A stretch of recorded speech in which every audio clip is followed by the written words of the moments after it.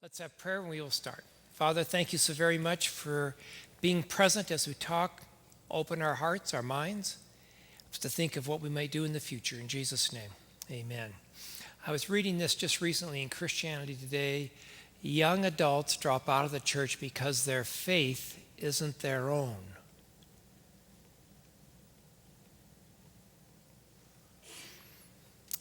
Just a couple weeks ago, I was down at Bakersfield Academy, and I was speaking for their alumni homecoming.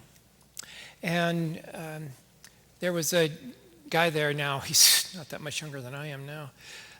He was one of my students, and I was teaching there. His name is Brad Bradford. Brad Bradford. Can you imagine his mother naming him that? Brad Bradford. But Brad, he was in class. He took junior Bible and senior Bible from me. But I knew once graduation was over, he was gone. So it was about 5 years later, I went and got my master's and came back, and I was at camp meeting, and I couldn't believe it. As I looked across there, here came Brad Bradford walking up the walkway in camp meeting. And he could tell I was, my mouth must have been hanging open. And he said, "Mr. Bossert, I found Jesus." You see, he was borrowing the faith from his parents, and it was not his own. That was part of the problem. Okay, this is a church that I pastored. This is the Merrill Church in Wisconsin. Actually, this is the church that Don Schneider grew up with, who became our North American Division president. And I wanted you to notice something about this. This church is on a prominent corner in the little town of Merrill. It's right across the street from the junior high school. And the thing about this particular church is that it has a sign out front right here that says, "Do not enter." And it was effective. People didn't go into the church. I would talk to people about the Seventh-day Adventist church in town, and nobody knew where it was. And I said, it's right on Main Street, right by the... Oh, I never saw it. It's right across the street. I never saw it. Never happened. When I came in, now this wasn't that long, about 10 years ago, when I came into that church, they go, "Oh, we have such a young pastor. He's in his 50s, and he's so young. You're going to start a youth department, aren't you?" And so they took out the front row of pews across. They took the front row of pews out because they needed more space to put the caskets for their members and to get it in there. And so every once in a while, the congregation shrunk. And they could see the handwriting on the wall that this church someday is going to close. And so I asked the question, are we seeing the end of the church as we know it? As we experience it today, are we seeing the church at the end of we know it? Yes and no. How's that? Yes and no. So aren't we glad? And I was here a couple guys in the church there, you can see, a couple guys in the church there, and said, aren't we glad that the youth will finish their work? Therefore, it won't be our responsibility. It'll be theirs. If the work doesn't get finished, we can point to them because aren't they supposed to finish it? And we're off the hook. And so that would be a great possibility for us to happen at that church. We try the tried and true. If you first don't succeed, try again. Well, how does the church normally try? How does the church go about what it normally responds to when it's trying to get something? Say, we need to do something for our youth and our young adults. We need to do something. How do they normally reply? How does that come? So first, we talk a lot and do little. That's usually our first. We need to talk. Somebody needs to do something. We should be doing something. Something. Be careful. And so we talk a lot about it and talk among ourselves. And it comes up in board meetings. And somebody needs to do something. And nothing ever happens. Never goes any farther than that. But we should. We got a lot of good things we should do. Second, we blame it on the lack of spiritual depth of the members, particularly of the youth and young adults. They're the ones. But we learned this morning that young adults are deeper spiritually than the boomers and the builders. It's really stunning. Not necessarily Christian, but more spiritual. more interest in spirituality. So we tend to blame it on them. There's plenty of blame to pass around. We blame society as a whole. Well, it's the end after all. And so there comes kind of a fatalistic kind of view. Well, we're at the end of time, so this is what we're to expect, so write off all of our young people. That's okay unless they're your children. If they're your children, then you have a different attitude. But it's the end. I've heard that, well, this is what we're supposed to expect. It's the end. So we're going to take the little tiny flock of the 12 people that are survived in the Merrill Church, and that's going to be it. Another step that we do is we blame the leadership of the conference, the union, and the division. And we particularly do that if they're not present. If they're not present, then that's, and then we say it's their fault. It's the youth department at the conference office. It's our conference president. It's a union. Why isn't the division doing more? Well, I talked to our government. When we were doing this in Wausau, we decided to stop passing the blame. But we couldn't let our conference be off totally scot-free. So I got them to agree to one half of 1% blame. And our conference president said yes, they would take that responsibility of the 1/2 of 1%. Blame why our church was not growing, why our church was having trouble keeping young adults. So one big step in helping to do that is stop trying to pass the blame on to other people. Take responsibility for it. Another one is to blame our schools. Well, they're not following the blueprint after all. And then so it becomes the school's fault that we're having that. See how we go for other people and respond in other ways. Make junior deacon and deaconesses. That's one of the things, that'll solve the problem to have happen. Actually, we don't do that here. We don't make junior deacons and junior deaconesses for the reason because if the person qualifies to be a deacon, make him a deacon. Let him take place. Let him take a part. We don't need to belittle them and saying, all right, you can do that. Step up and help. That's the thing. This is, I believe, my dad's. We repaint or redecorate the youth room. Now, we're getting ready to do down in the bottom of the stone house. We're getting ready to do that. That's one of the steps that you do. But normally at church, how do they redecorate? Well, they get Mildred. Let's ask Mildred. And she will do it. And she says, I just love pastel colors. And so she puts in pastel colors on it. And so that kind of redecorates it. And it looks like Mildred's home, instead of something that the young people would actually connect with, actually happen, and so that they would feel welcome and about it. But that's normally what we do. Another process is let's be more friendly. Let's try to be more friendly to have happen. I hear that solution. That's the solution. If we could just be more friendly. And where does that go? It doesn't go anywhere. It's very fascinating. We're trying to work on this actually. At the Orange Coast Church, as we could only get there on Sabbath. We were renting a building. We could only use the church on Sabbath. And so this Lutheran church, so what are we going to do? So one of the things that we did was we had out, and you could do this in Southern California, was we had every Sabbath morning, we had kind of a fruit and a drink and type of thing for people to come and gather before Sabbath school to socialize. Well, because we provided fellowship, they thought we were the friendliest church they'd ever been in. And there was nothing other than we just had time to chat back and forth. And so we actually were working towards that as soon as the weather is good like today. We're going to be doing that. But to provide fellowship for that. You see, Adventists, we don't have the coffee cup and we don't have the donuts. And so churches can be very friendly if you have the cup. People are used to coming in, they get their coffee, they eat their donut, they stand around and chat for a morning because they haven't had breakfast. They're going to let coffee and donuts be it. You would never do that, would you? I'm sure none of you would ever do that. But it provides a fellowship opportunity. And yet, normally we say, well, you be quiet, you go into the church, you don't say anything, you sit down, be reverent, and then you get up and we go, we're going home, we'll see you later. And so the church, often Adventist churches have a lack of fellowship experience. We push 3 ABM program because it's high tech. This is somewhat shocking to some people. However, the young adults don't tune into it very much. Not very much. We ask them what they want. Ask them what they want. This is a dead end. Because you ask them what they want, and they go, well, I don't know. Just something fun. because they haven't thought about it either. So you're kind of pulling ignorance about it. So I don't go around asking, well, what would you like? What would you want about it? I don't mind saying, well, do you like these colors or something? And we're thinking about doing that.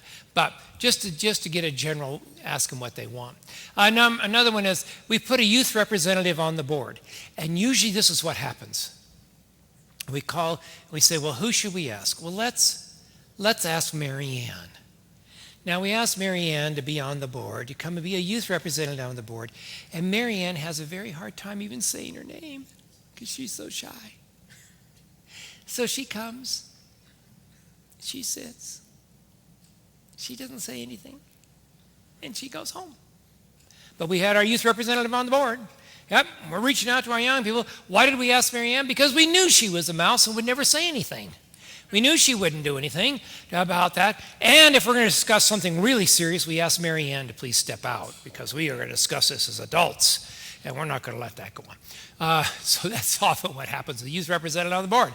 Have a young person read the scripture for the worship service. Have them get up. Wouldn't they just get young people involved and get up and read?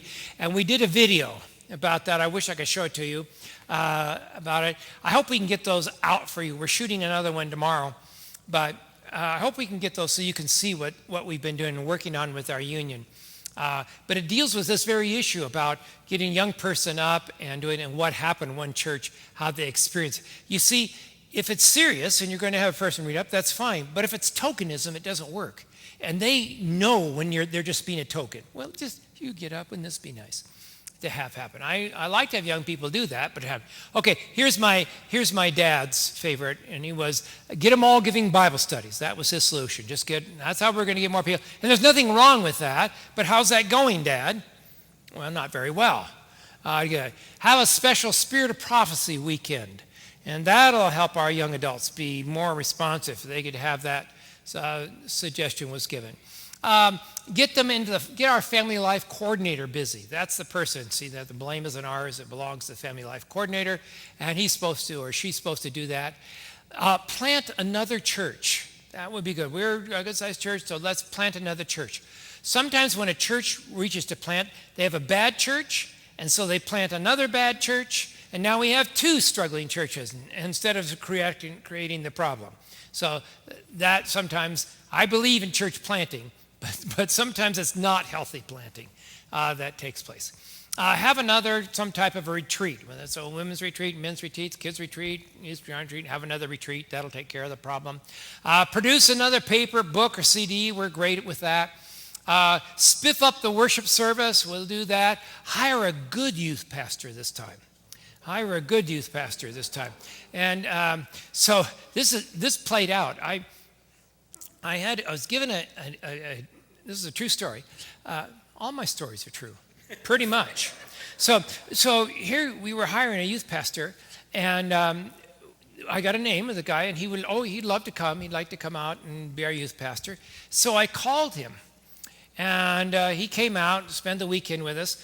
So he came to the church, and it was the church where we had the little breakfast. He's out greeting people, saying hello, talking to everybody. And after about 30 minutes, I said to him, the youth room is down at the end there, and then there's the juniors. They have the rooms down there. Oh, okay. So then he takes off, and he goes down there, and about 3 minutes later, he's back. And he's greeting. He saw the youth room, saw the youth, and now he's going in and shaking hands with people. Then he got up in his sermon. He preached that day. We wanted to hear him speak. And so his sermon was all about his divorce that he had to go through and how he's surviving his divorce. And I'm going, what in the world is going on with this guy? And then he's still out greeting, friendly. Well, it came to the board meeting, and some of the people said, well, they wanted to hire him. Why do they want it? Because he had built relationships with the older folks by greeting, but not with my young people.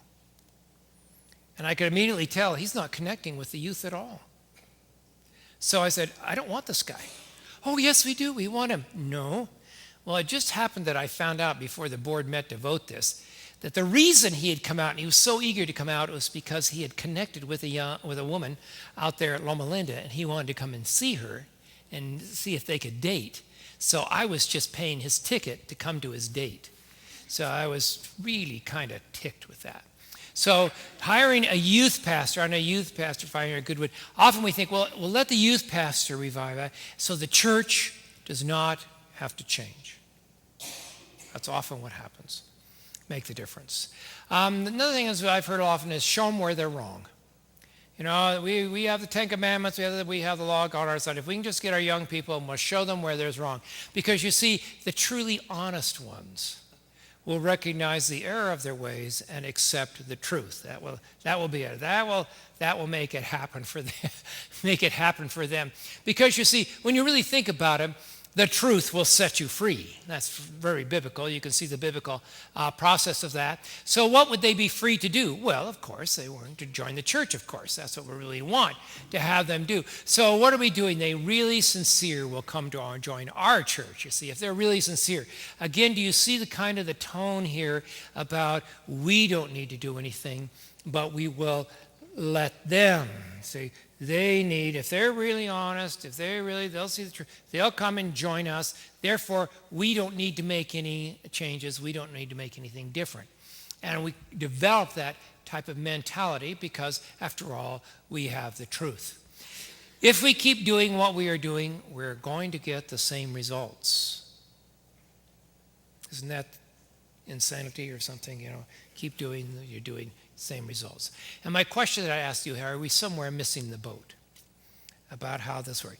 Okay, this is my one of my classmates, John Pauline, and he wrote an article in Ministry Magazine, God's Mighty Hacks in the Changing World.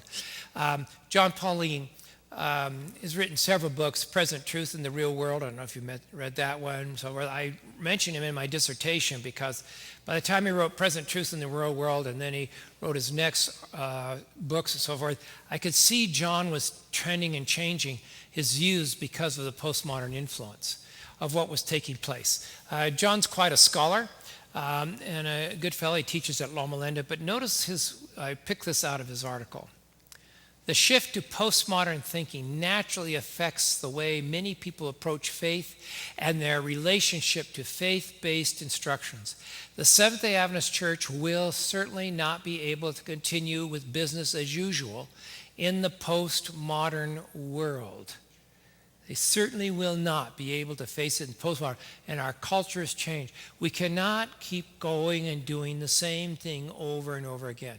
And I believe that a church needs to address this issue every year or two about how they're going to change and see what's going to happen. We're not changing doctrine, please don't misunderstand me.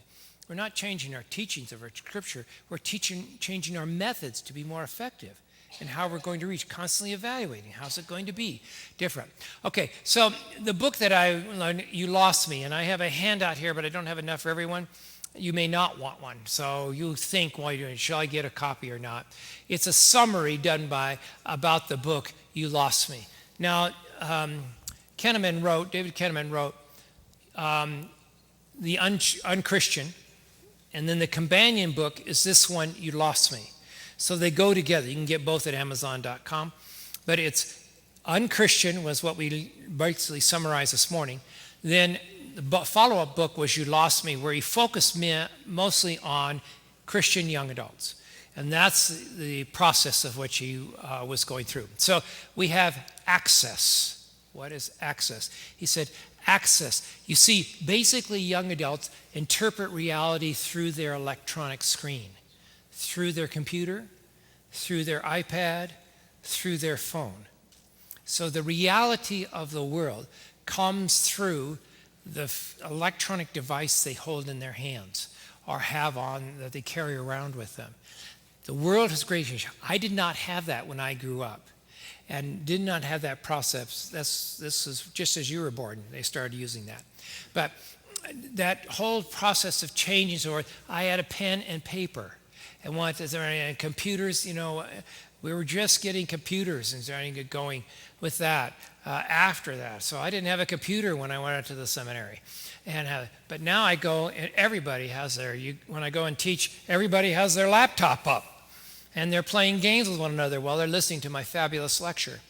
So it's just kind of funny that would kind of be happening. And you have to go down every once in a while and swat the thing down. Quit that. So they have access, immediate access So if you read a quote or something and you're talking about something, they can quickly check it out. Is that true? And it comes up and they can get information or whatever really instantly because it's all around them. And so they have that access to that. We were talking about, what were we doing last night? Somebody was looking up something for us here. I said, oh, let me look. Oh, we were standing out here on the helicopters. We were looking. We'll check online, see what's going on, see what's happening around there. I don't know if you were helicopters. Did you find out what those were? They were pulling the junk cars out of the valley out there. We almost canceled church so we could go watch that.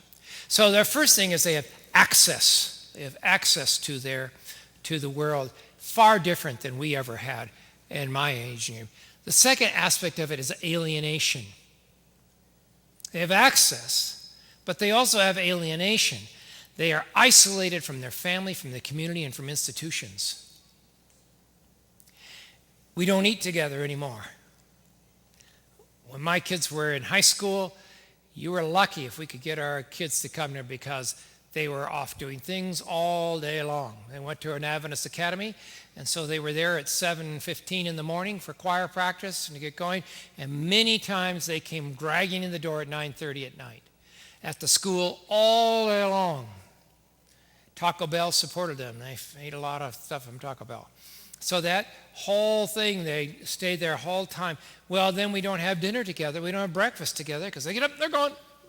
They're away, they're gone. So life has really changed. So there's an alienation. The third thing is they have a part of authority. How do I perceive authority and questions about authority? And that is really strong within the young adults. Do I trust the institutions around me? No. So there's distrust for the government, there's distrust for the church, there's distrust for other things that are around them. Those things that are over authority, they have a problem with. So he goes on to describe three different types of Christians that we should know about. The first one has to do with being nomads. First definition would be nomads. Stephen Colbert is an example of a nomad. You didn't know he was a Christian. He is a Christian.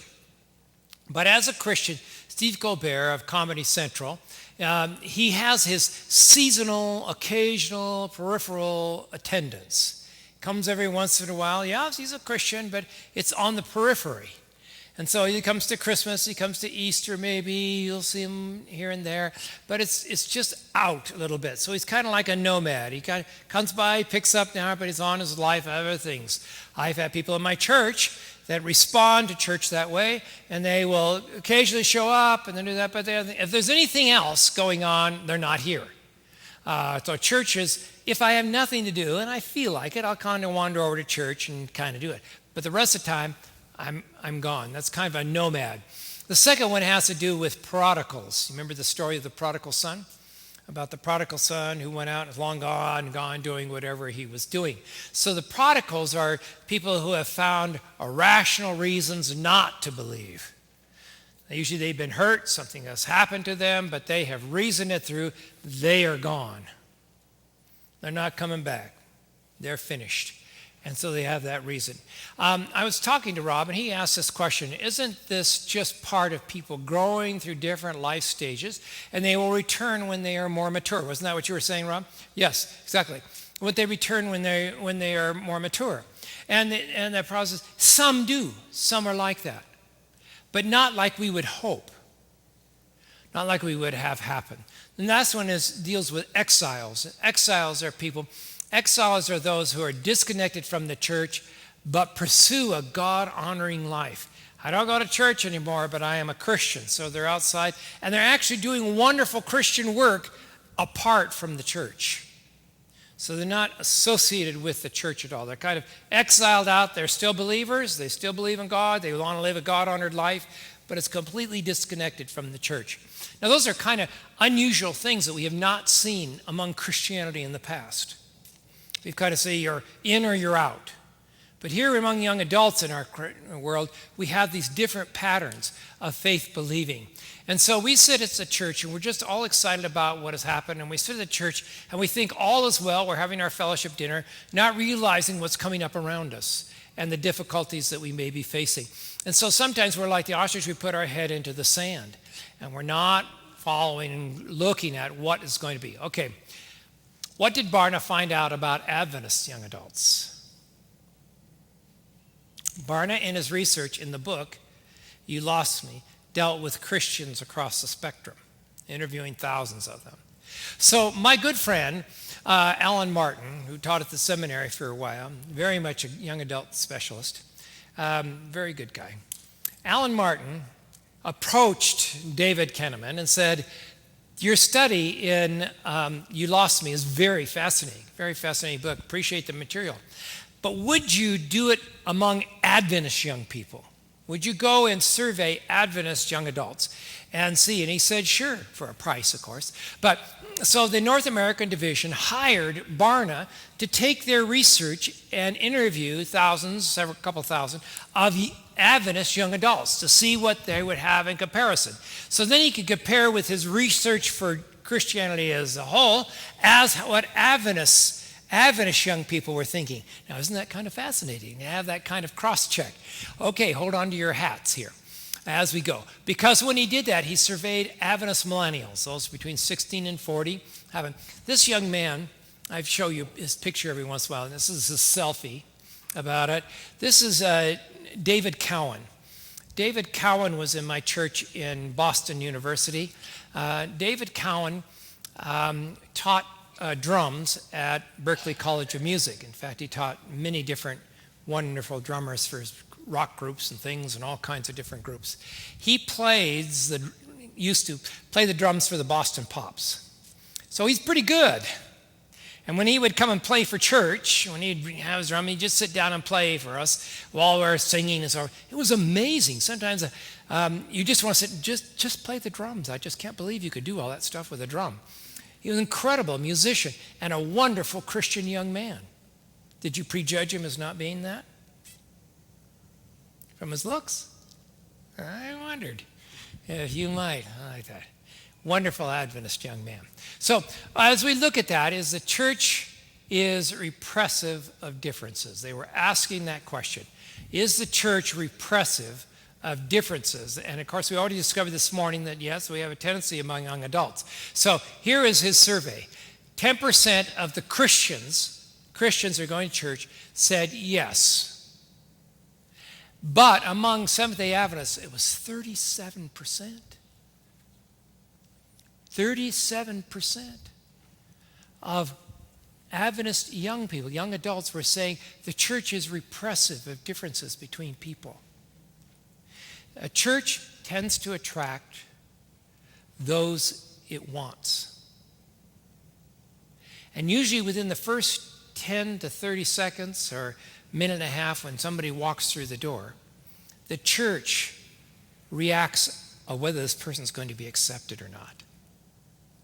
We have a video on that. Didn't we make a video? Yes, you made a video on it.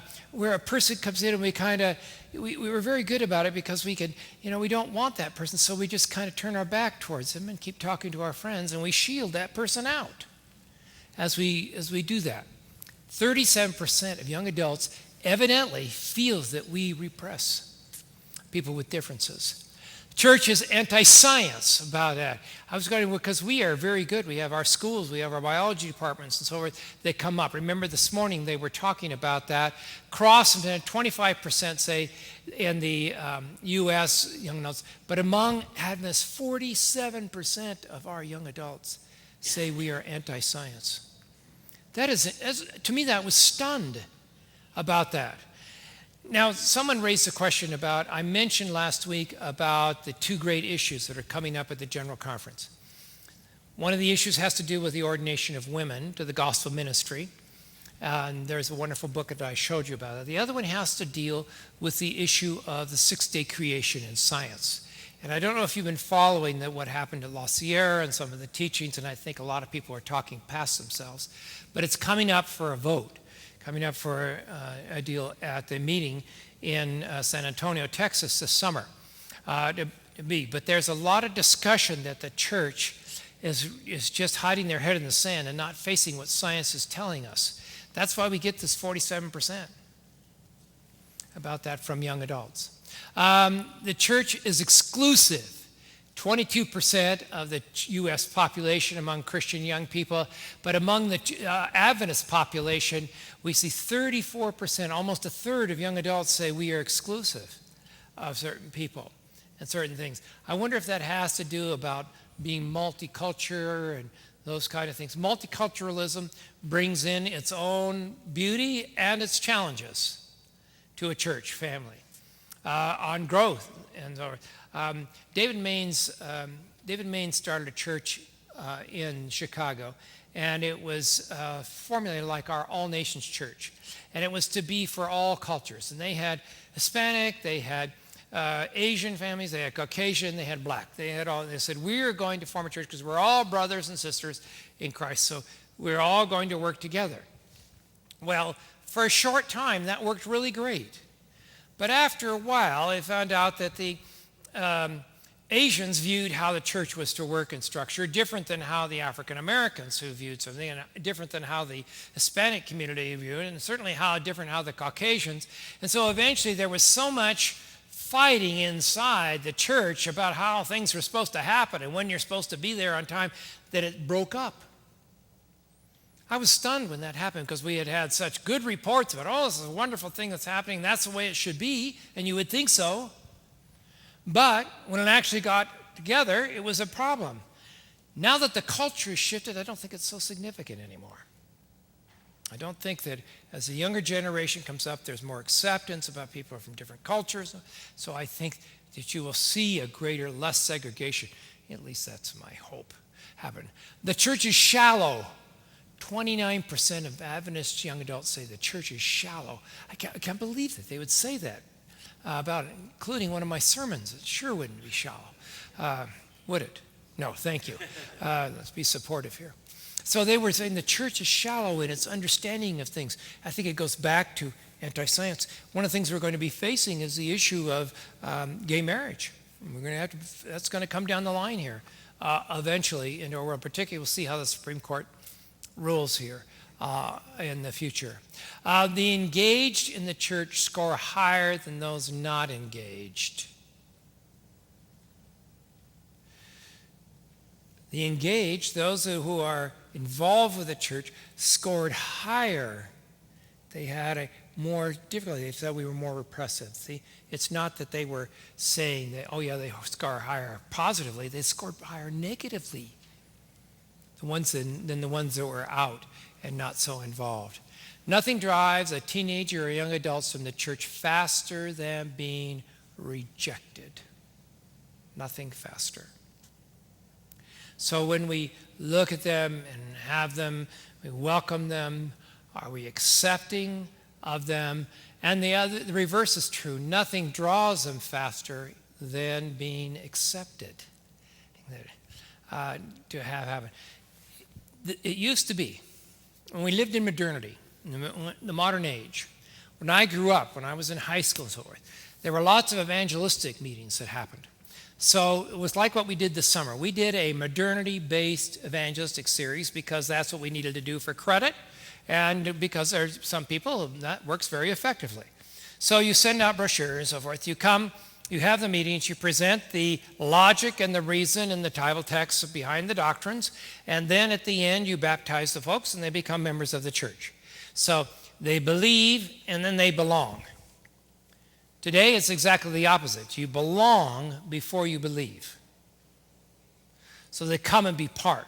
One of the things that works so well at Wausau, as we were working on that, is we had people coming, attending, and participating in church who were not of the faith yet. Were not. And they started that process. And sometimes that took several years before they became believers. But they were participating. For example, we had a walk for hunger. I don't know why we were out walking. For MS. I don't know why we were walking for MS. You'd think we'd be opposed to that. But we were out trying to raise money. And so the church went out, and we had our young adult group said, yes, we're going to sponsor it. It was a Sunday, and so they invited lots of people to come and do this walk. And it was a great event. Well, they showed up, and our young adult leaders had their shirts, had their church shirts. The Shepherd's House, an Adventist community of love, with a cross on and everything. I should bring it out and show it to you. Really a nice shirt, T-shirt. And so they brought out their T-shirts. And so when I showed up, I had my T-shirt on because I knew they were going to wear them. And I'm looking at about 45 people. Probably a good 15, 20 of them I'd never seen before. They had our shirt on. They never set foot inside our church, but they're wearing our shirts. Oh, you can be part of our group. Put our shirt on, Oh, sure.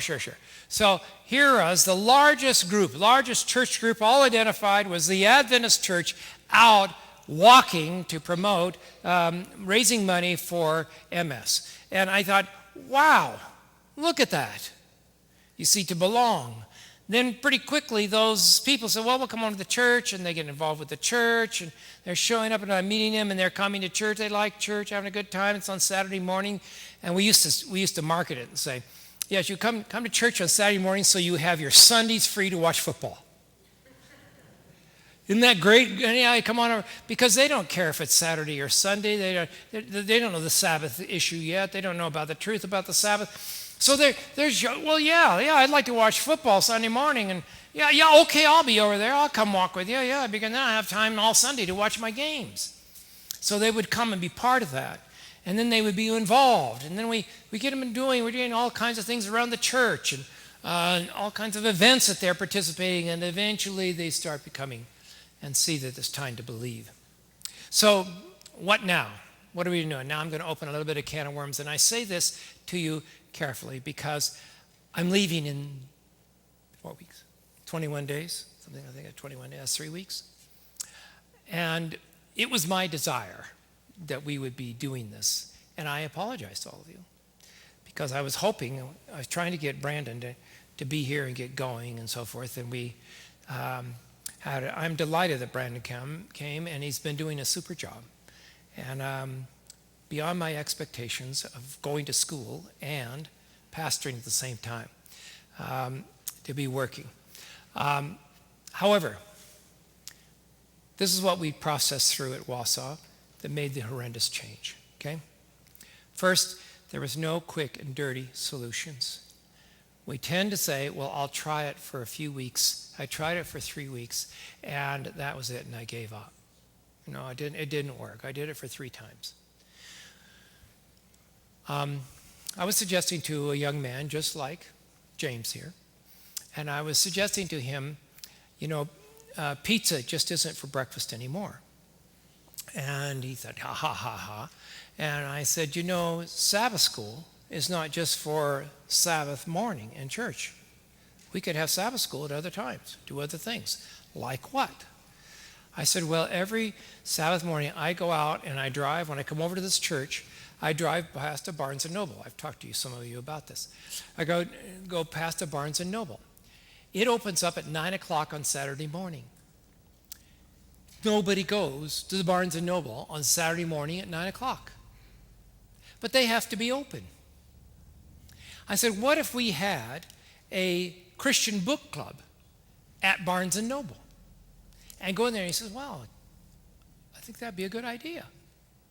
So he and a couple other young adults, they went down to Barnes & Noble and said, look, we'd like to come in on Saturday morning. We'd like to have a book club from 9 to 10:30. Oh, that would be wonderful. Would you please come?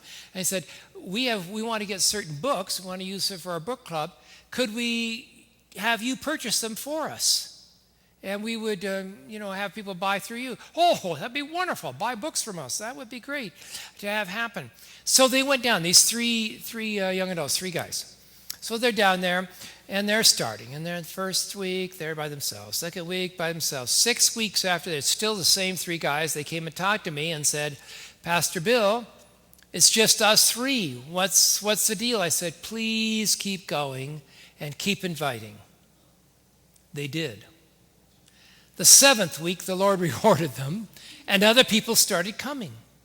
And then more people started coming. And pretty soon they had 15 to 20 young adults coming to their Barnes & Noble thing. So at the end it came to be 10:30 and on Sabbath morning.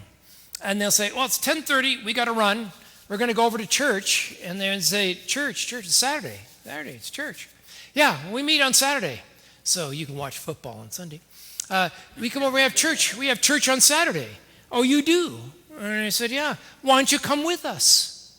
Oh, I can't do that. I'm not dressed ready to go. Oh, we don't care how you're dressed. Come on.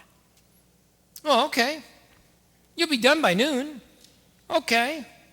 So they started bringing, the Barnes & Noble book club people started coming over to the church. And so I would see them come in and sitting with the leaders. They'd come in, the leaders, big smile on their faces, And so I would go over. I never went to the Barnes & Noble one because I didn't want to be the pastor's class. See? Didn't want the pastor to be running it. And so they would do that, and they would come in, and I would see them there, and I'd go over and greet them, and hi, how are you? And some of them were in T-shirts, looked like they were ready to paint their house or something in T-shirts and low jeans and all the whole thing, and welcomed. They were welcomed there, and they started coming, and then pretty soon they started coming on their own. And they're coming to be part of the church, and they're doing things with the church. You see, they belong before they believe. And so we looked and said, our strategy is not for 3 weeks or 6 weeks or 12 weeks. It is for 18 months to 2 years. We're going to continue our program for 18 months to 2 years and then see where we are. And as a result, we went from 45 to almost 200 in attendance. And the church was thrilled. We're packed. What are we going to do? We got more people. Where are we going to put the people? Don't worry. It's a wonderful problem to have. It's a wonderful problem to have here. And they bring their children, and their children are in learning. You see, we have, you can go to the Barnes & Noble, leave your kids at our child care on Sabbath morning. We have wonderful child care. They're going to have activities. They're going to learn things about the Bible. We have wonderful trained teachers who are going to train, and they'll be taken care of, and you can come back and pick them up. And so they'd drop their kids off. They'd go to Barnes & Noble and do their thing, and then they'd come back. And so we had to get our leaders there by 9 o'clock so they could take care of these kids. So here they're going, and all these people are coming. What's wrong with that? And pretty soon I started baptizing those people that were coming. Why? No evangelistic meetings, nothing like that, because they wanted to belong before they believed. And so we looked at the strategy long term and not giving up. When you reach out for young adults, you lift all people groups. I noticed in my research that no matter what group it was, whether they were builders or boomers or busters or millennials or whatever group that was, or children, when I went for young adults, because the conventional wisdom, you go for youth. But if you go for young adults, you lift all people groups. And you start building your church for a young I've talked to Brandon about, you need to be sure you're connecting with junior age kids. With the primary age kids, you need to be sure you're connected because they are the youth group of the future. And your connection with them now, they will be helpful for you in the future. Okay, so one of the things when I arrived at Wausau, I said, what about the demographics of our particular church? Because there were very few young adults and children there, even though we had a school of just a few people. And I said, what are we going to do about the demographics? I said, do we have in our community young adults and children? At the church I showed you with the sign out front, the answer was no. They were basically a community that was graying.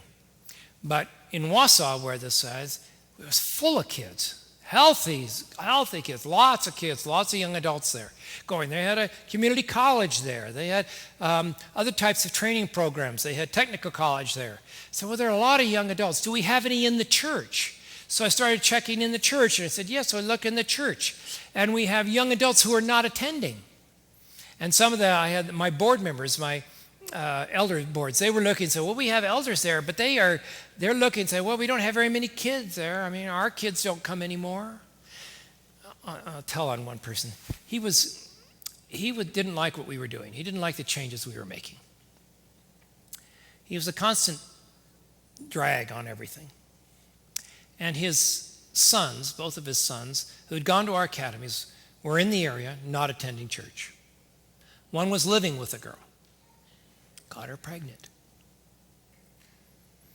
So he would come and we'd have prayer requests. He'd, pray for my son. You all know that we raised him right, don't you? That we raised him right. Why he's out doing what he's doing, just a sign of the devil working. And you pray for my son. He was constantly saying that. If you were his son, would you want to go back into a church that all your sins had been told to the whole congregation over and over again? I kind of go, thanks, Dad, for making it clear that I'm a sinner to everybody. But word got around that things were different at church. So he shows up with his pregnant girlfriend. And they're sitting in there, and wow, church is different. So he starts coming to church. Then he said, Pastor,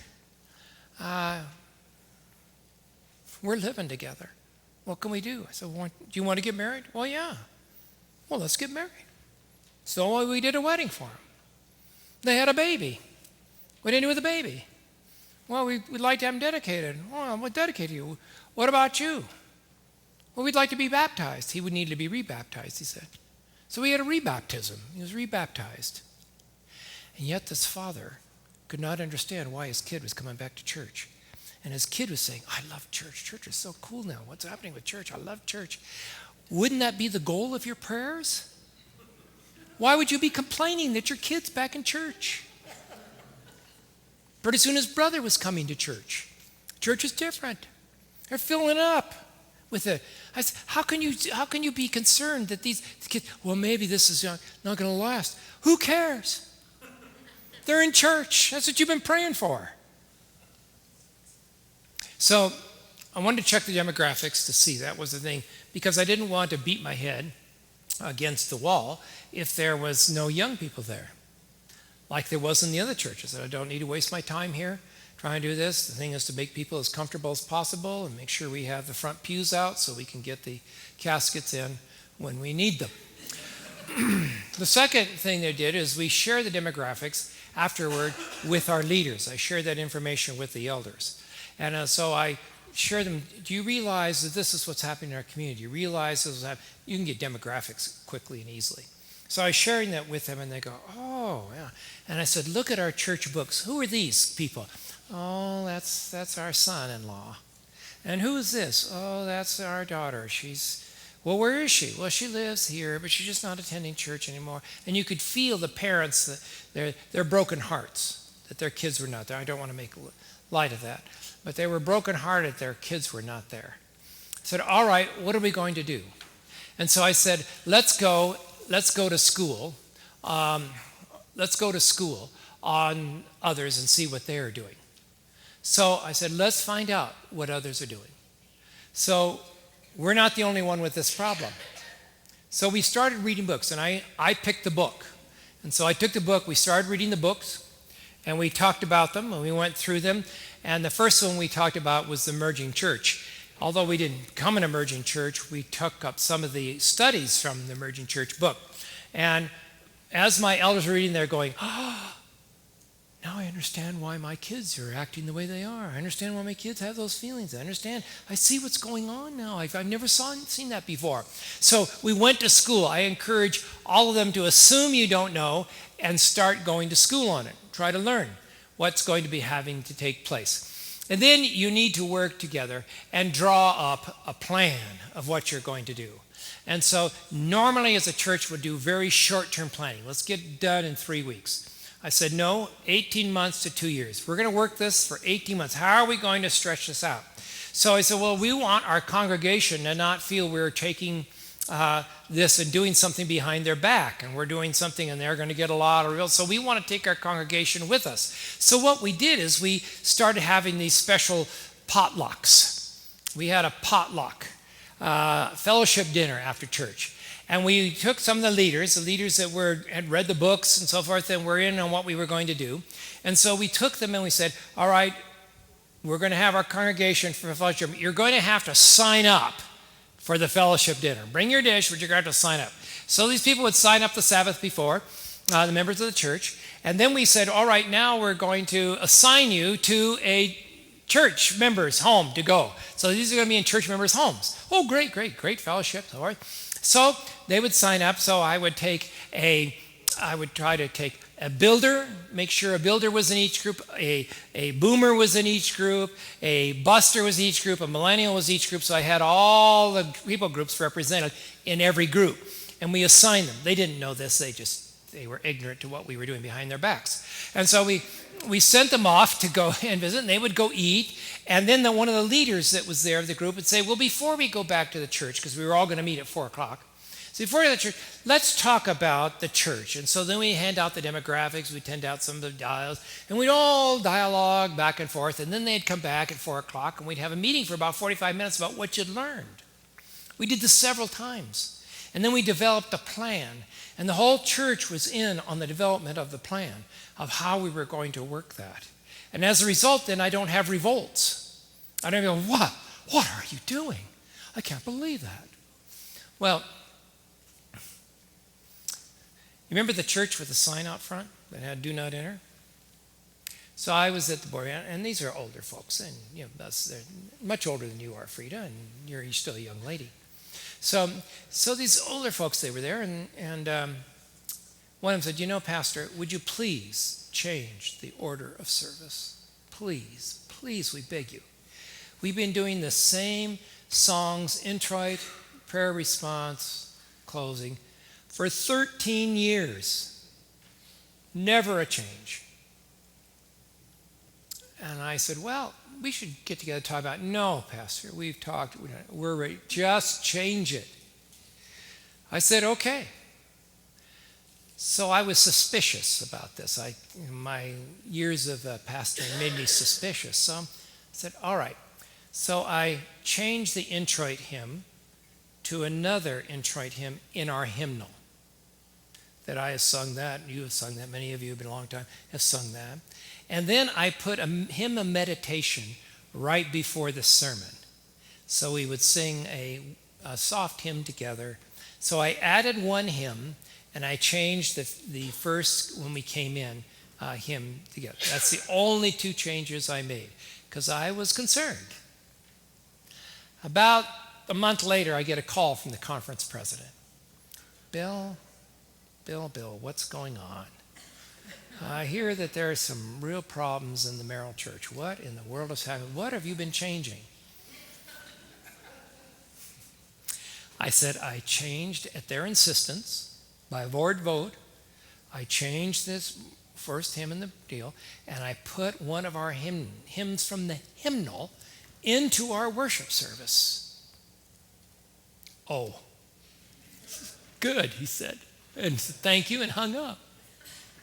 Well, later, this guy who had complained came to see me. And he said, I talked to the conference president. I said, oh, is that right? Talked to the conference president about your changes. And I said, well, that's great. But I see down at Wausau, they're having a lot of changes down there, but they're really growing down there. What's happening? I said, not one person has called the conference president about changing a hymn, inserting a hymn into the order of service, because they know there we have a goal and a mission of what we're about. At the Merrill Church, it was to be comfortable and help everybody and see who got sick that week. At the Wausau Church, it was how are we going to reach out to our community and to our young adults. So I think it is important for a church to work together. When you get your new pastor, work together on building a plan. Number 5 would be take time to bring all the congregation along.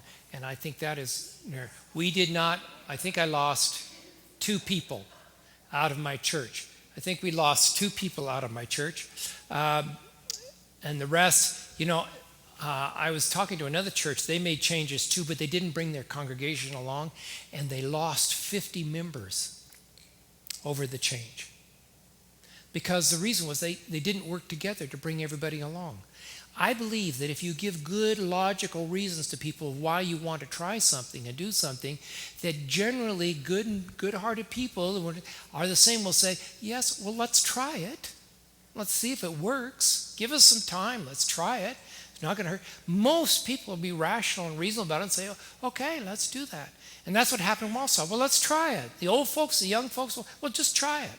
See if it works, and it has happened. So you want to bring the congregation, the group along with you, and so as you're going, here's Vera and Larry again, as they are working together, and they're I love that. I love that picture. That's me and Michelle in Florida coming up here in another month or so. Number 6. Number 6. Thank you. Number 6. There we go. Whoops, went too far. Number 6. Respond. Number 6. Come on. Went too far. Backing up. Can you help me back there? Get to number 6. I'm having difficulty. Number 6. That's number 7. Too loud. All right. Keep the conference with you. Okay. Keep the conference administration informed. So when we're making changes, when we're going, I went in and talked to our conference president every quarter. Now, at that conference, they wanted to talk with you about your ministry every year, and which I think was of value, letting them know I think the conference has a right to know what their pastors are doing. I mean, they're paying their paycheck. What in the world are you doing? I think that's a very fair thing to say. But I would beat the gun with them, so I would go in every quarter, and I would say, I need to have an appointment with you. I need to let you know what's going on. So if we were going to make a change, I went in and told them right away. And so as a result, if somebody picked up the phone, do you have any idea what's going on here in Wausau? They would say, yeah, that's great. We're so excited about what you're doing. Oh. You see, they're keeping them informed about what was taking place really helps them to be able to stand. Yeah, we're praying for you. We hope that comes out right. We're working with you. We're excited about it. So my conference president and officers, when they would come down and go to Wausau, they were supportive, including your dad, being supportive of what was going on.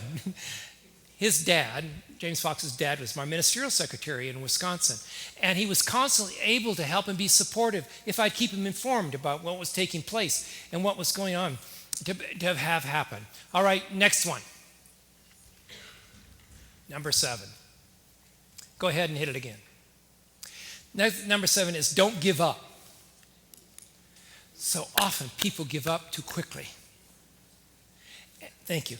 Don't give up. We need to make those changes and make them last. And so don't give up. It's so quickly for you to give up. Do you like this picture? Yeah, this guy's got that's another one from Florida. That's not so far off. I was out watching them golfing, and they were shooting. It was near a pond, and the ball went down near the pond, and here's a long gator there waiting. And then the guy says, well, I think I'll just drop a new ball somewhere else. I don't think I'll go get that one to hit it through. I think that would be a hazard, wouldn't it? With your leg. But don't give up. So we're going to try. Hang in there. Don't give up. And people say, well, what are we going to do? I said, we keep going no matter what, because it's worth it. Our young people are worth it. Let's not give up. Let's keep going. Number 8. Number 8. You haven't? Do you like this picture too? Have you ever seen Worth 1,000? Worth 1,000 Words. It's quite a website there. I have different pictures, but I like this one. And that one is pray a lot. Pray a lot. And we wanted to pray that we would be in tune with what God had called us to do. We wanted to make sure that what we were doing was following what God was wanting us to do. And so we wanted to be listening. So we prayed a lot. We made it a matter of prayer frequently. We met we were planning every week. We didn't say, well, we'll see you next month. We met every single week, got together. Where are we going? What are we doing? Here's our assignments. We're moving on to have help. So we prayed a lot about it. We had sincere prayer. How are we going to do this? And I believe God rewarded and really helped. Okay, questions? No questions. Yes, there's my guy sleeping. You knew that was coming up, didn't you? Yes, having sleeping in there. He says, yes, that was very, very interesting. Have happened. Any questions or comments? Come on, you guys. I've been through 3 things. I get more from the seminary students. What's going to be on the test?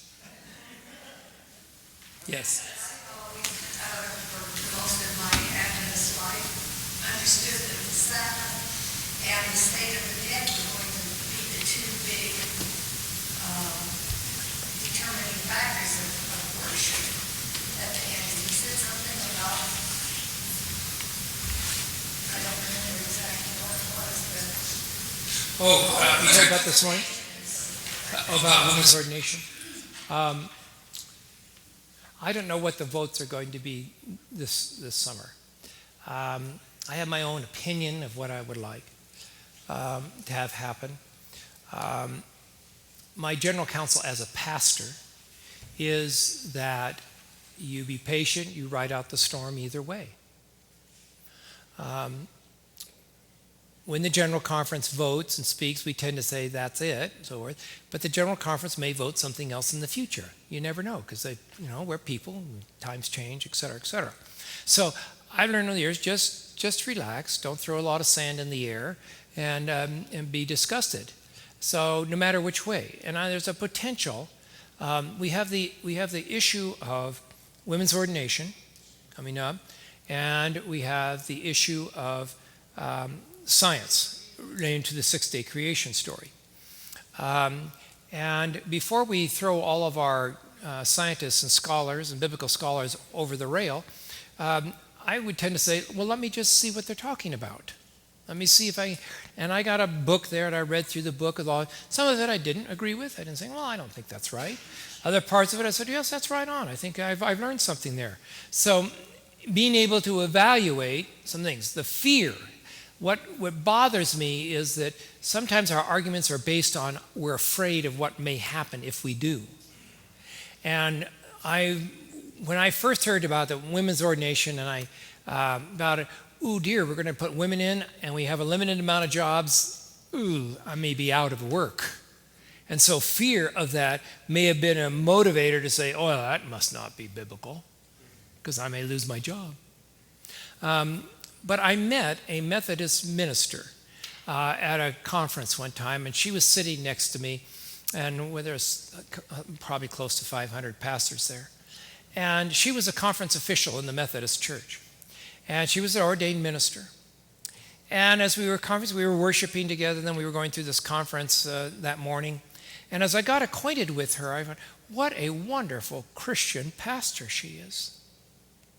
And I was just amazed at one, her knowledge, her understanding, and her grasp of ministry was certainly as equal as mine. And I was just amazed as I was listening to her. I said, boy, she sounds just like a full-time conference administrator pastor. I don't see why her gender had any difference to make with that. Well, I can't decide that on just do I like her or not, or she's a woman or not. My thing, and it may not be for you, but for me, it needs to be biblical. Is there biblical background? And I want to be careful because people can use the Bible and fly lots of things. But I want to look and say, as I illustrated last week, does that text say that? Does this text say that? And so that's why I think that we in our training, as Brandon and I both been through that, they drill that through our heads to be very careful about that. So that issue is coming up this summer to happen. The creation issue, dealing with the deal, part of the fear is Sabbath. If we look and say, well, the 6-day cycle may have been longer than 6 days or whatever, and we're looking at because we're trying to match what we know in the science world with what we know in the scriptures, then it would destroy the Sabbath, and I do not think so. I do not think it destroys the Sabbath at all. I don't have a couple hours to go through that with you, why I think that, but I have not made up my mind as I'm looking at the evidence to say that I'm ready to say we don't have a 6-day cycle. I'm not for creation. I'm not ready for that. I see some of the issues that are involved. I understand there's issues there. I see some things in the Hebrew. But for me personally, biblically, I'm not ready to say, yeah, it's a longer process. Or I believe that the world is older than 6,006 years old. It may be 10,000 years old. In the creation, I believe that the world probably was here long before God ever started creating the thing. That blob could have been sitting out there.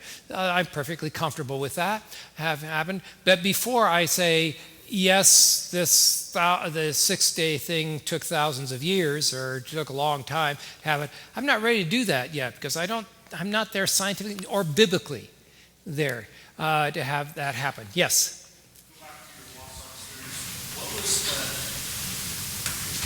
What was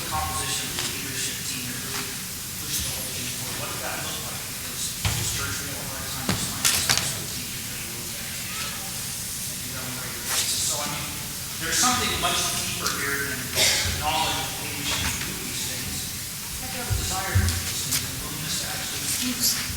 So what was the structure like to actually make that happen? Thank you. That's an excellent observation. First, it was my heart. That was the first thing. I could not pastor a church where I knew that we were just doing nothing to reach out for young adults. If we were not reaching them, we've got to find a way.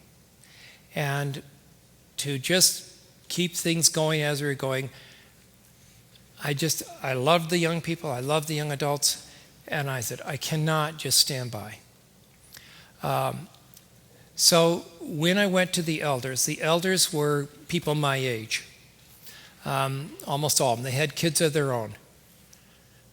3 out of the 4 elders that were there had children that were in their 20s, early 20s, that were not attending church in the area. So 3 of them. And they were all frustrated. They didn't know what to do. So that missing of their children and that impetus to do it, we have to do something. We had the same exact problem finding Sabbath school leaders. We had the same exact problem of people fluffing off and not doing this and not doing that.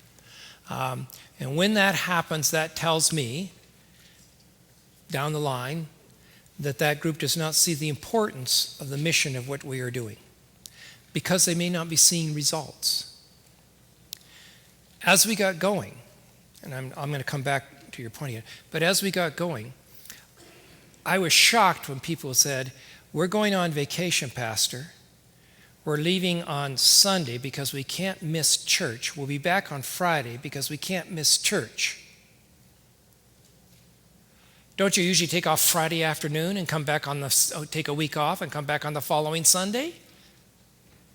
But they were changing their vacation plans to make sure they were in church. And why were they in church? Because we don't know what is going to happen because it's always so exciting here. Whew! Church was exciting. I go home and scream and they're going, yes, yes. Even my sermons, they were even coming out. But because something was happening. Why? Because people's lives are being changed and new people were coming in all the time. And things where they were seeing people, they were seeing their kids come back and the friends of their kids and all these were coming back in.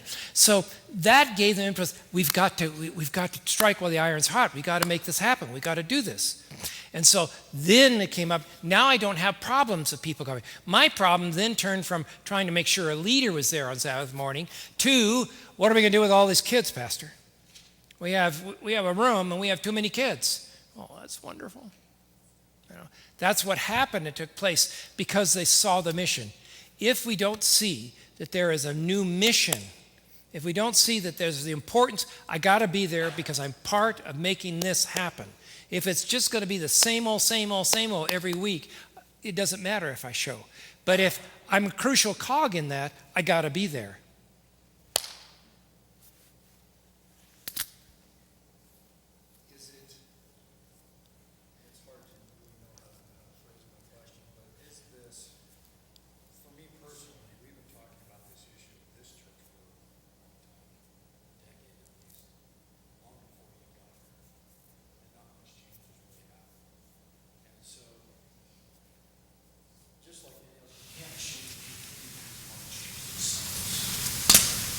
Process now that we opened up this university building when we leave in 3 weeks, we are now going to have someone new, and we're going to have this conversation all over again.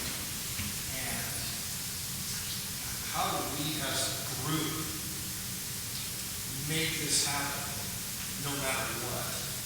How do we go home and know within ourselves that we need to make this change for our children?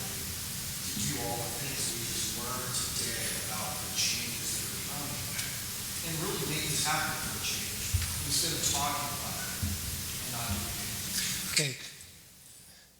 I'm going to muddle into your affairs here. It is not ethical for me to find you a pastor. It's not ethical for me to do that. But if you do not find a pastor who is passionate about reaching out for young adults, it'll never get there. And I've had churches say, well, our pastor, does this and that. And I've watched that deal and the congregation struggling. You have an opportunity now. And if I were looking, I would look for a pastor who's passionate about young adults. Well, we have a youth pastor. No, you need a guy at the top, or a woman at the top. Doesn't have to be a guy.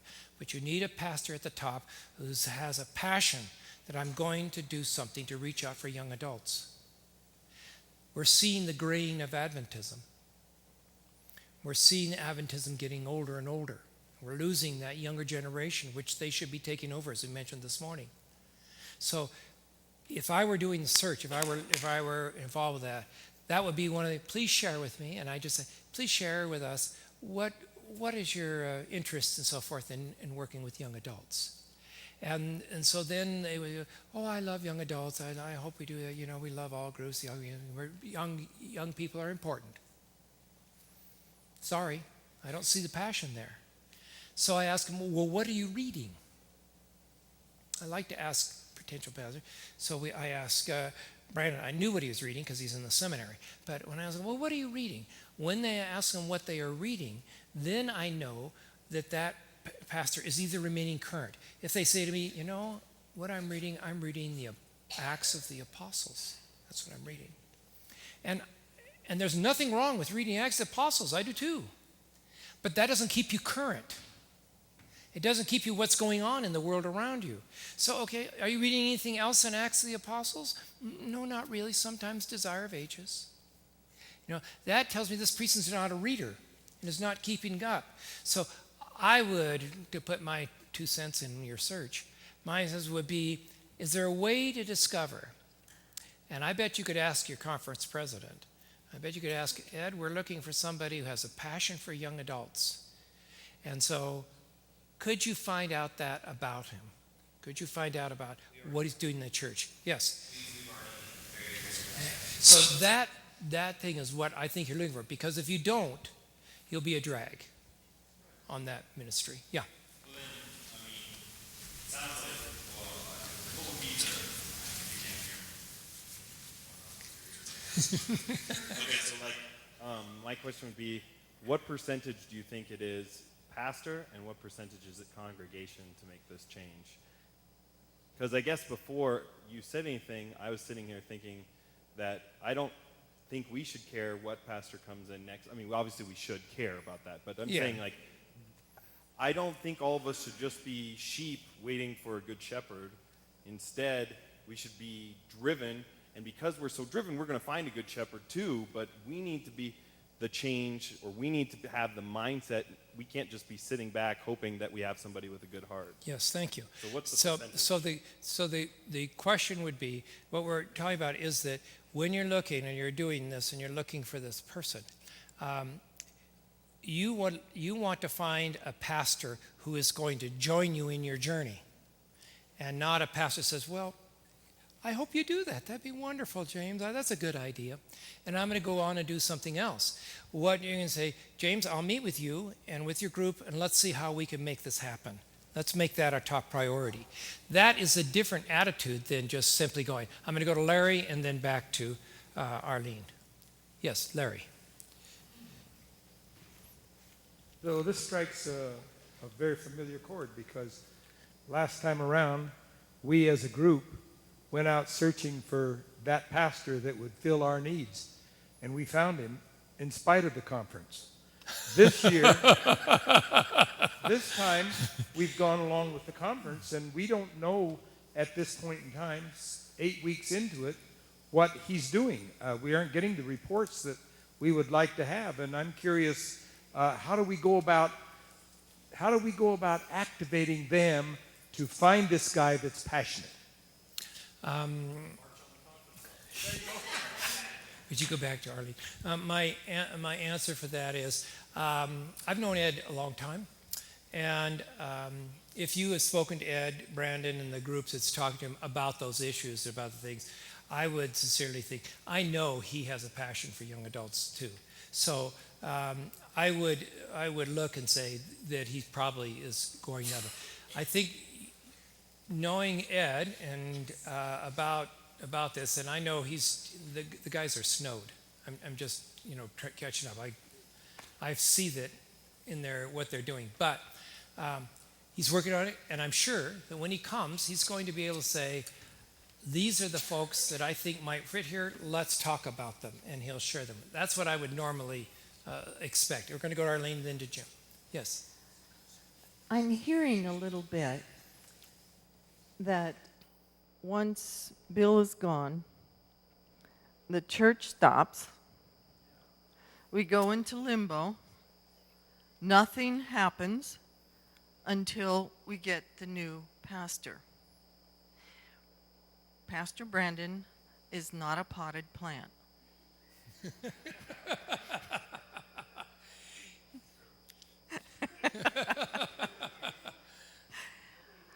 I think that it would be so welcoming to a new pastor to say, we have a youth pastor, and we have started a program.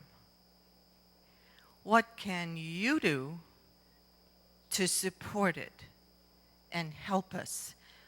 We do not have to wait. We can get started this afternoon. Exactly, yes. That could happen.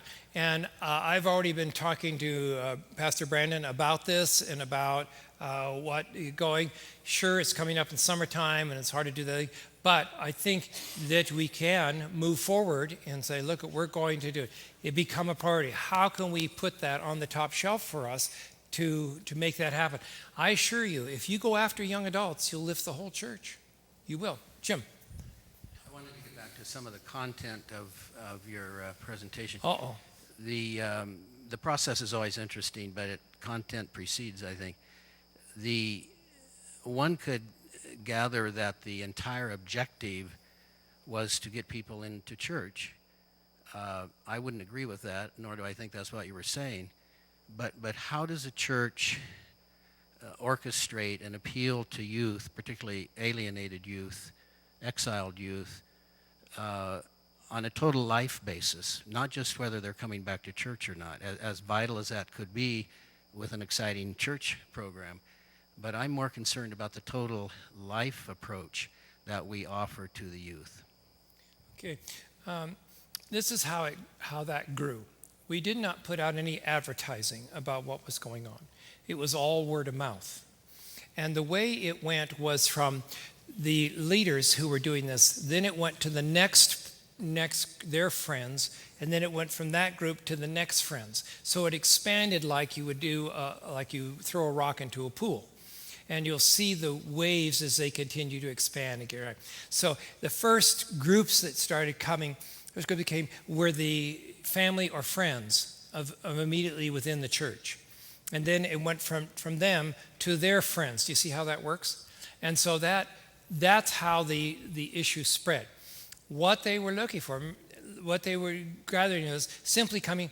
It was like Jesus, they were offering, the disciples were saying, just come and see. Come and see him. Come and see what it is. And so there wasn't any big thing about it. Well, just come and see.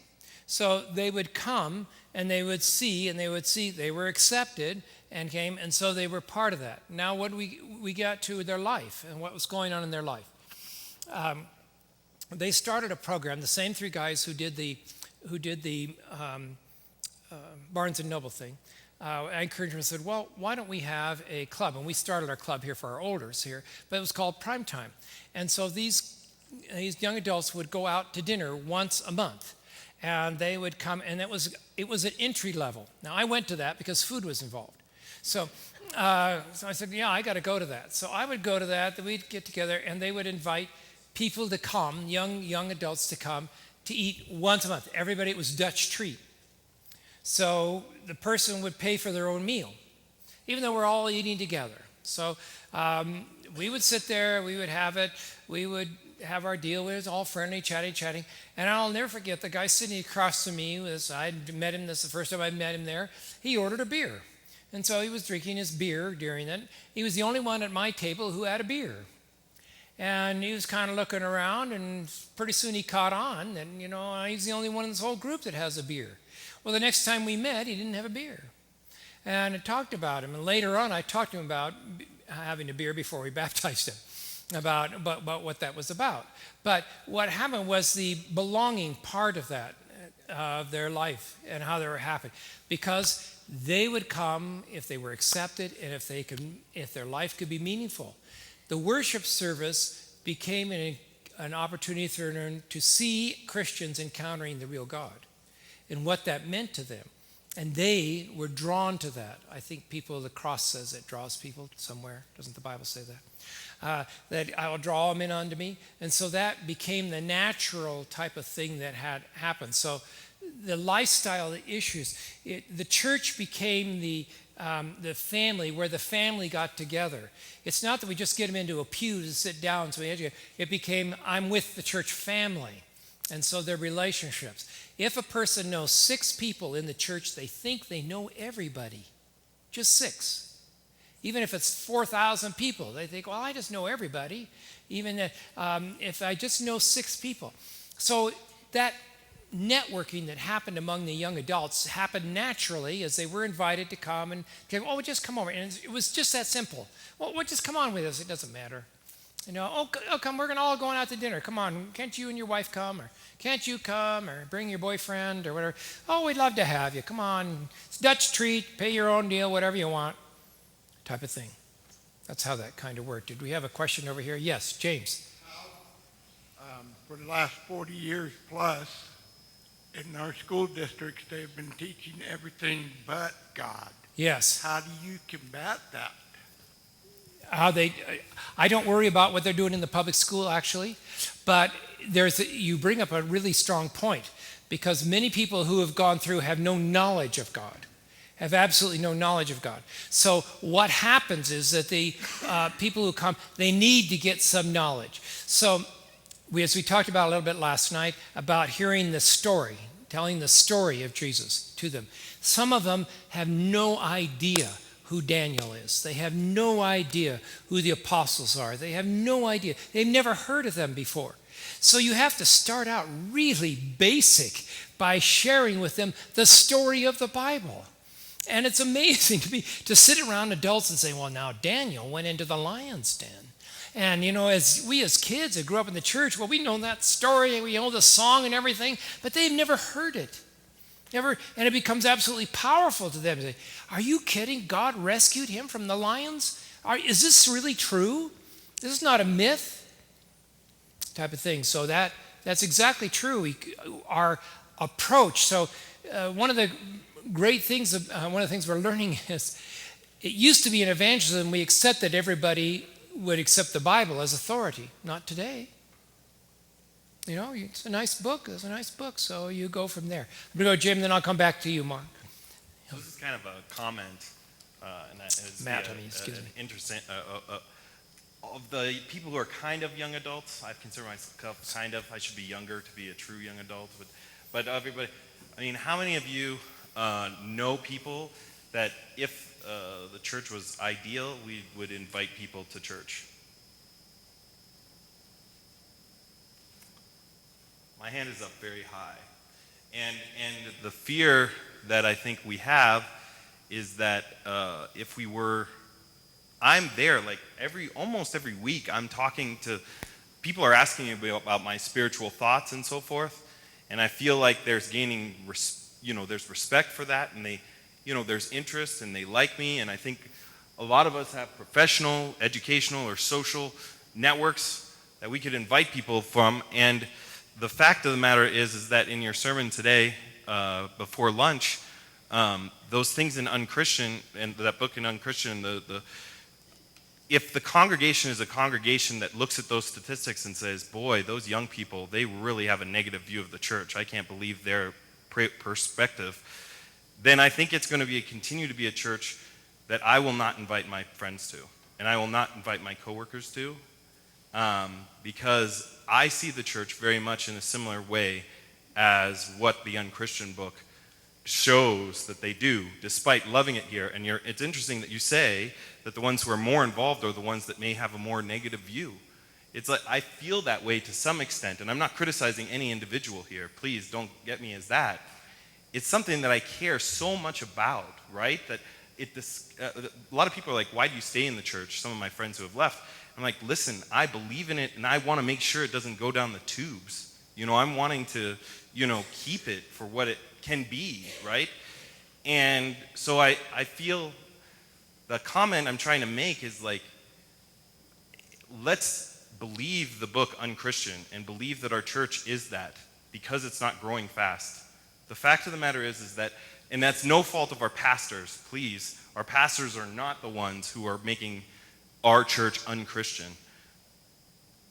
I think we need to not pass the blame. I think we need to look inside ourselves and look to how we can grow this church as individuals that work together as a team to make it so that we can, be, and instead of focusing on things that can divide us, focusing on things that can, bring us together and allow us to feel like we can bring our friends and not have them look at us weird the next week. Like, I don't want to have to apologize for Adventism, because I shouldn't have to, because I am an Adventist and I'm proud to be one.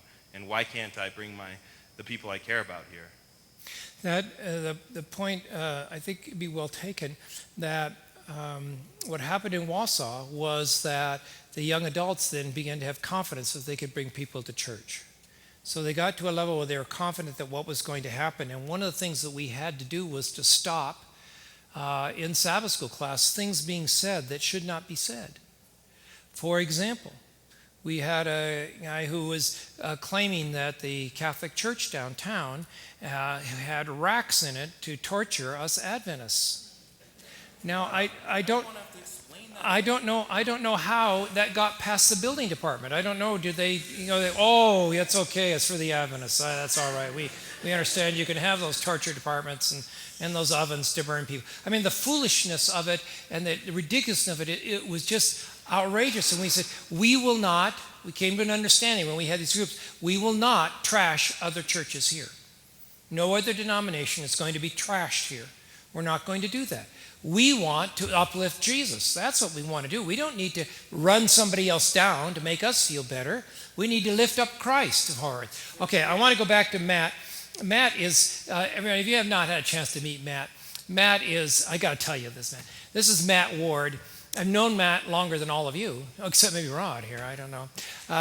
Matt roomed with my son Scott in college at Walla Walla. Went to Portland Adventist with my son Greg. They went through school together, best friends and good. So it's so good to see you, Matt, come into the church. You just made my day.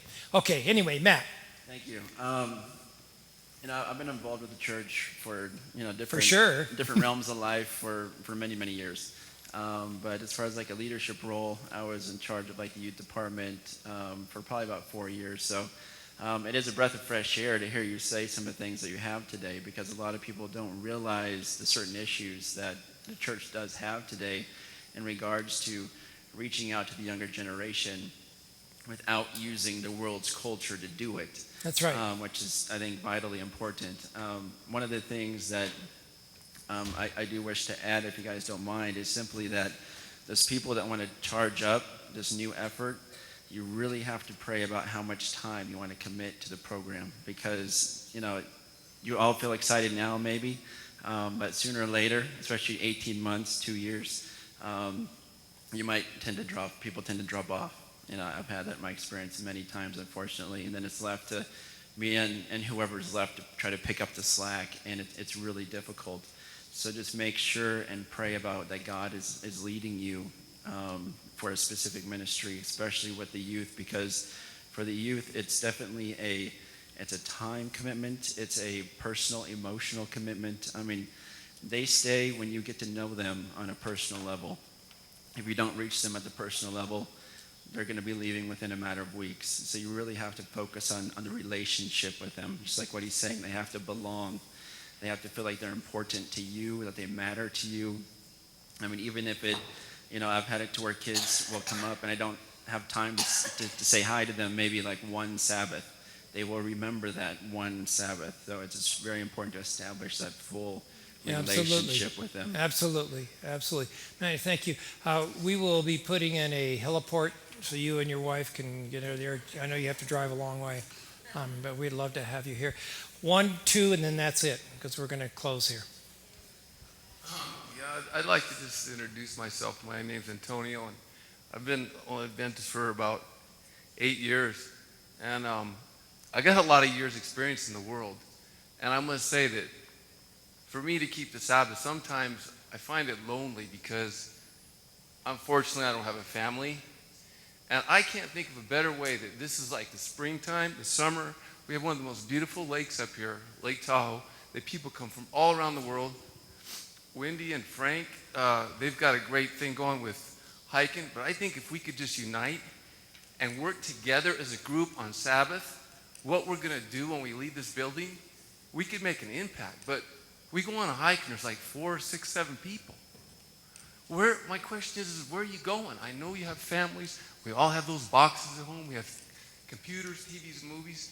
Can't we just kind of try to put those on hold that one day, Sabbath, and go up to this great lake? There's miles of beach there, and try to do things. We have talent. Some of us can sing. People like me can water ski, even though I'm 56 years old. Some of us know how to sail, make banners, make friends, and talk. And Sand Harbor, it's filled with young people in the summer. I know, because I was raised here. Yeah.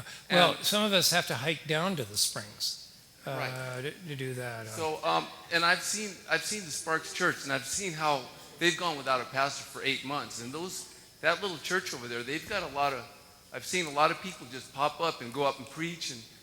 And I don't think it would be anything wrong by maybe we unite and invite them over here for a potluck once and fill this church up. And maybe go to them once in a while, because they're called the Rainbow Church. And they mean that because doesn't matter what color your skin is, what language you speak, they unite. And isn't that what we're about? Because, yeah. you know. Okay. Thank you, Antonio. Okay, Fonga. My boss. Well, I think I just need to give a little experience here, and this is a positive impact on what our children's Sabbath school department has been doing, and it is a blessing.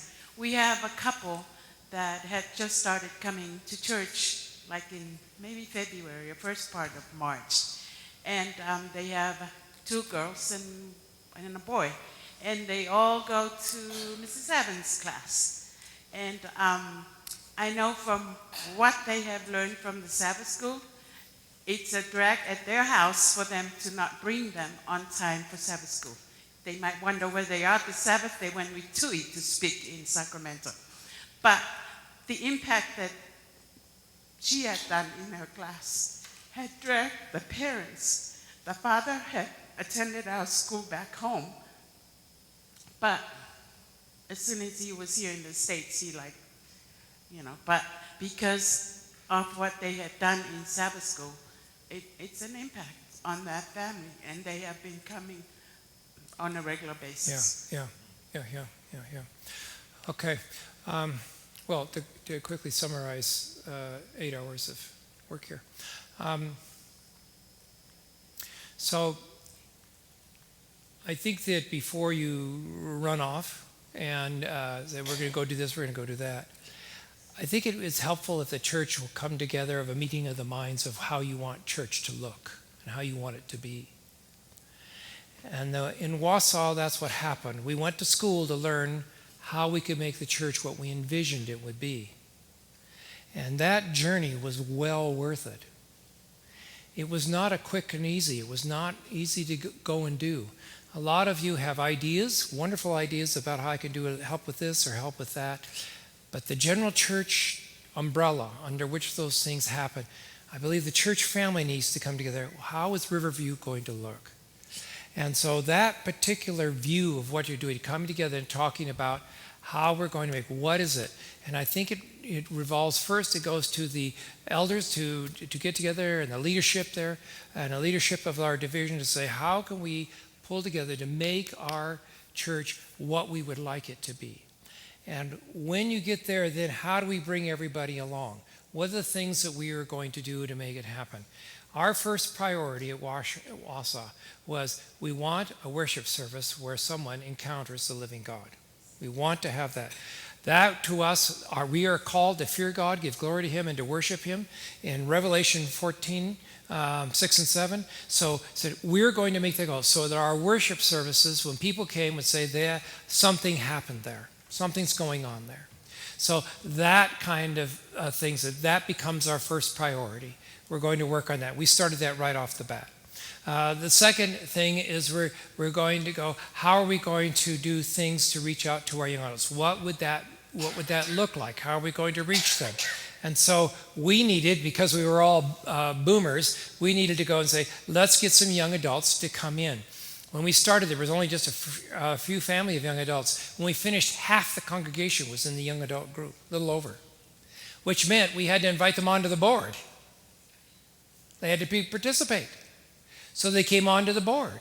And what a difference that made in casting vision and excitement about things when they came in and started talking, well, we'd like to do that. And there was a lot of energy to have happen. So I think it's a good thing for us to, right now, as you go and through this trend, I'm trying to put a positive spin on this, if you notice that. As we transition into a new pastor, that you look and you try to find a pastor that will pick up those and do those things and not just give you kind of lip service, but say, I will do it. Is it somebody who's already doing it? That would be a thing I would ask about. All right. Thank you for your questions and comments. I wish we had time for more, and we don't. So we were going to have prayer, and I'm going to let you go. Dear Lord, thank you for being with us. I thank you, and I pray for this church and its future. Not the building, but the people. That we may all work together, that we may have a welcoming and wonderful place where people will be feeling that they can invite and that people will come. It's so simple, it seems, but it's a journey we need to take about how we are going to be and how we're going to look. Be with the church in that process, in Jesus' name.